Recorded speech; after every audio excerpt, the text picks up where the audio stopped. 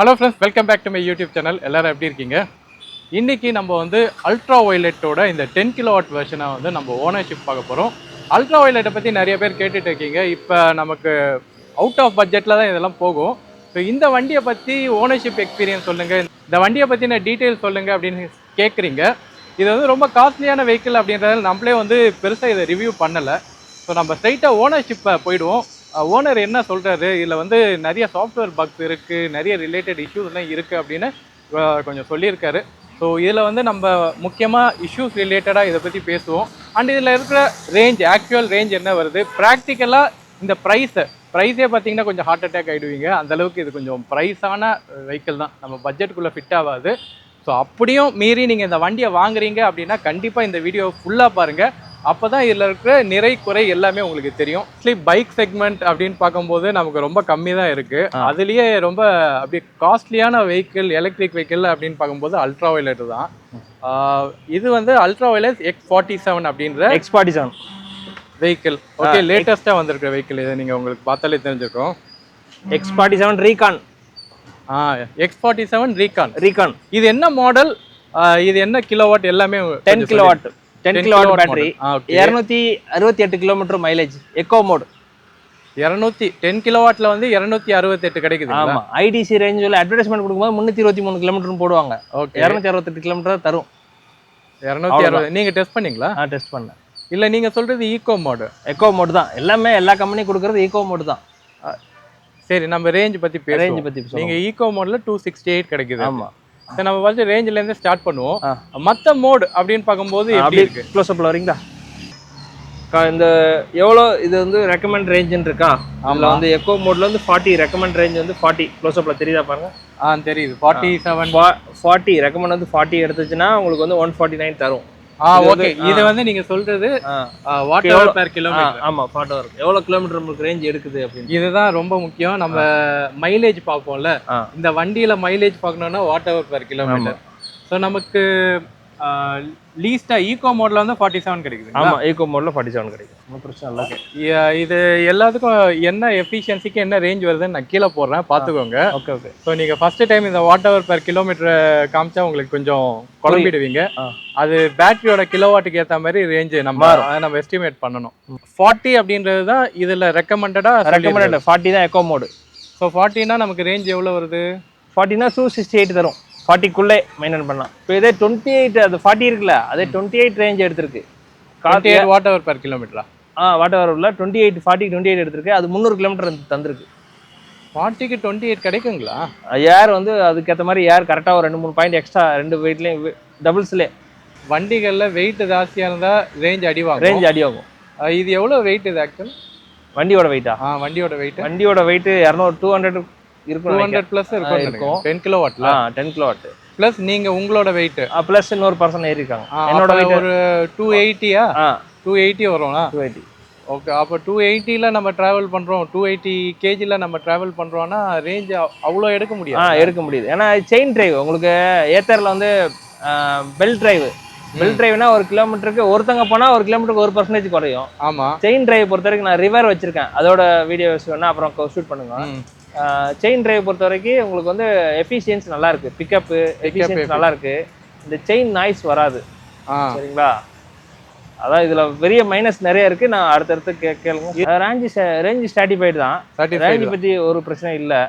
வண்டி ஓட்டுறது தான் பிரச்சனை. அந்த த்ராட்டல் இஷ்யூ தான் வந்துகிட்டே இருக்கு ரிப்பீட்டடா. ஓகே, இஷ்யூ ஜனவரி மாதம் ஒரு அப்டேட் பண்ணாங்க. நவம்பரில் எடுத்தேன், செகண்ட் பேட்ச்ல எடுத்தேன்.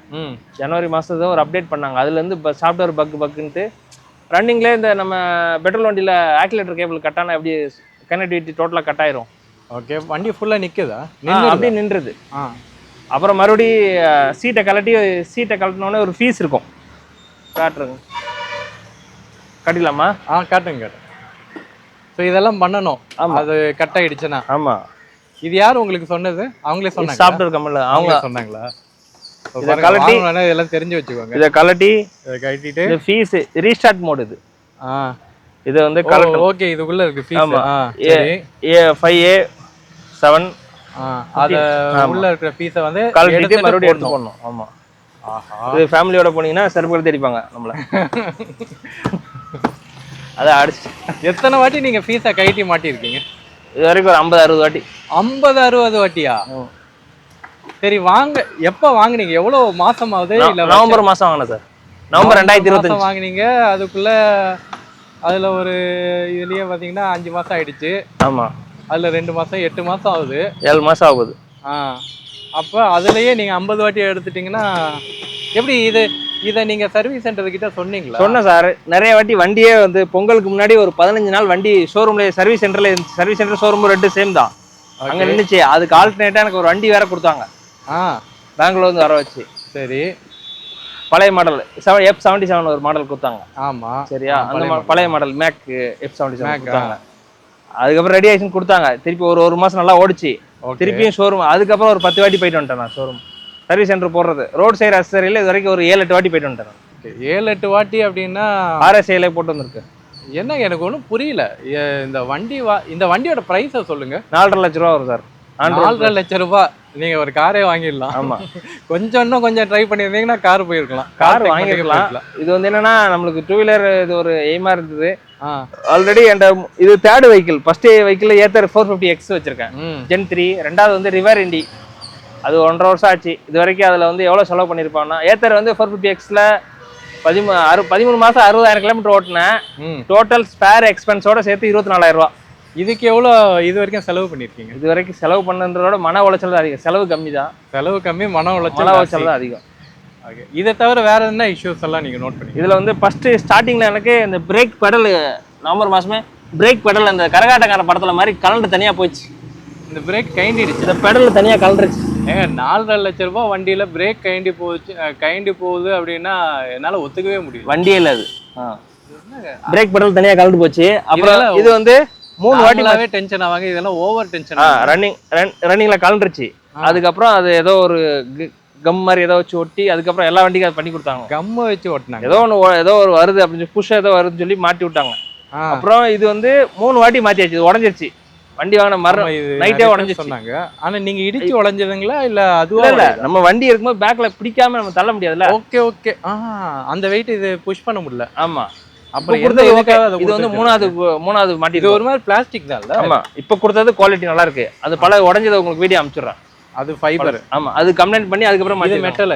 இது மெட்டல். இப்ப கொடுத்தது இது 3வது பீஸ். ஆமா, இது பைசா வாங்கல அவங்க கம்ப்ளைண்ட் பண்ணனால. 2 வாட்டி உடஞ்சிச்சு. 3வது வாட்டி மாத்தி கொடுத்தாங்க. அப்புறம் என்ன 4.5 லட்ச ரூபா ஒரு வண்டி. ஒரு ஹெல்மெட் கிடையாது. ஹெல்மெட் கொடுக்கல. ஹெல்மெட் ஃப்ரீ ஹெல்மெட் கிடையாது. ஒரு ஹெல்மெட் கூட கொடுக்கல. கிடையாது. 2 ஹெல்மெட் கொடுக்கணும்ன்றாங்க. கிடையாது. ஹெல்மெட் என்னதான் கொடுக்குறாங்க? ஒன்றும் கிடையாது. சரி, 4.5 லட்ச ரூபாய்க்கு எனக்கு அல்ட்ரா வயலட்ல தெரியும் ஒன்னொன்னுக்கும் சார்ஜஸ் போடுவாங்கன்னு. வண்டியோட பிரைஸ் 4.5 லட்ச ரூபாவா? வண்டியோட பிரைஸ் 4.5 லட்ச ரூபா. வண்டியோட எக்ஸோரூம் பிரைஸ் வந்து 4.5 லட்ச ரூபா. நம்ம ஆன் ரோட் பிரைஸ்.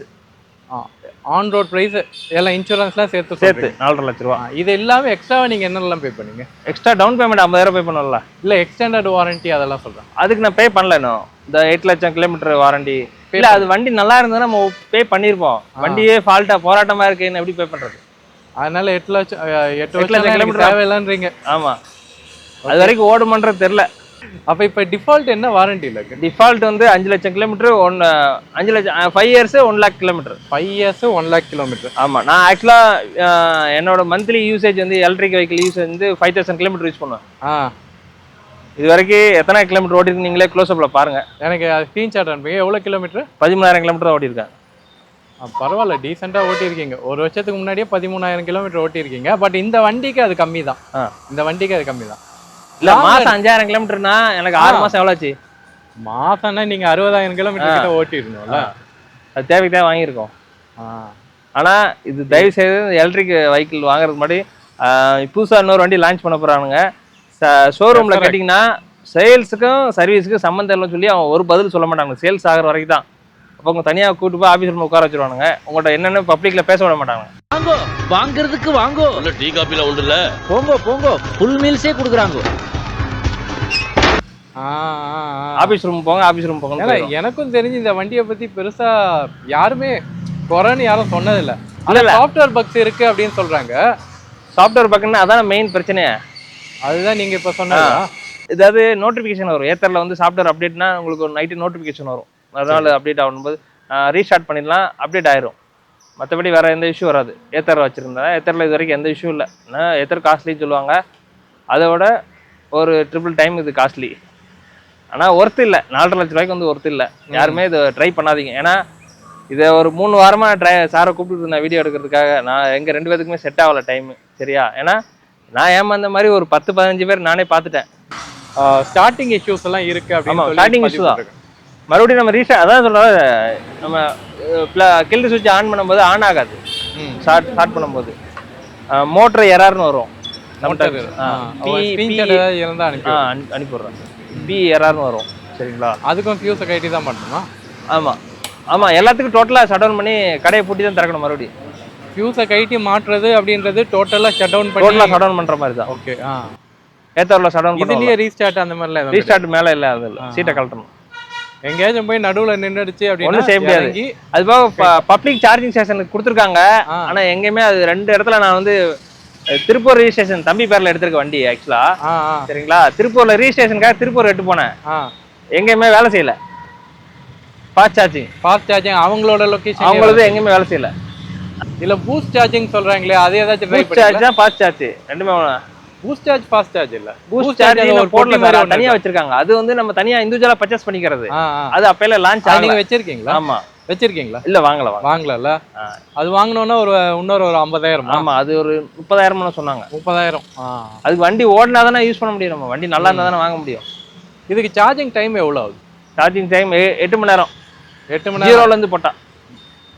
உங்களுக்கு இப்போ நார்மலா டெய்லி யூஸ்க்கு எவ்வளவு நேரம்? டெய்லி யூஸ்க்கு ஒரு 5 hours 3 hours போட்டா சரியா வரும். அவ்வளவுதான். நைட்டு தூங்கும்போது போட்டு யூஸ் பண்ணா போதும், கரெக்டா இருக்கு. ஆனா என்னன்னா வெஹிக்கிள் பயங்கர இஷ்யூ. நீங்க அதை சால்வ் பண்ண முடியாது கம்பல்சரியா. ஏன்னா அவங்க சேல்ஸ் பண்ணிடுறாங்க, வண்டியை கொடுத்துட்றாங்க. எனக்கு அது சம்மந்தம் இல்லை, சர்வீஸ் டீம் கேட்டுக்கோங்க அப்படின்றாங்க. சேல்ஸ் ஆனால் தானே சர்வீஸ் டீம்ல சர்வீஸுக்கு போகும். சேல்ஸ்லேயே ஒழுங்கா எவனும் ரெஸ்பான்ஸ் பண்ண மாட்டேங்காங்க. சேல்ஸ் பண்ணிட்டு நம்ம தள்ள கட்டு போயிடறானுங்க. என்ன இஷ்யூன்னு அவங்களுக்கே தெரில. நிறைய இஷ்யூ வருது. நம்மளை வச்சு தான் R&D பண்றானுங்க கம்பெனி. பல பேர் தான் பண்ணிட்டு இருக்காங்க.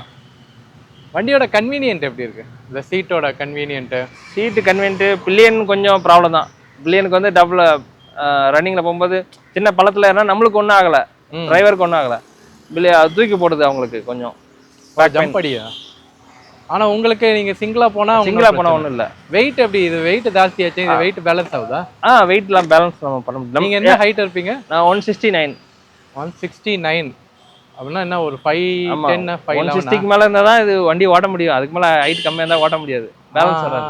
ஹீல்ஸ் செப்பல் தான் போடணும். சும்மா உட்காருங்க, உங்களுக்கு ஹைட் எப்படி இருக்குன்னு பார்க்கலாம். கரெக்டா இருக்கும்.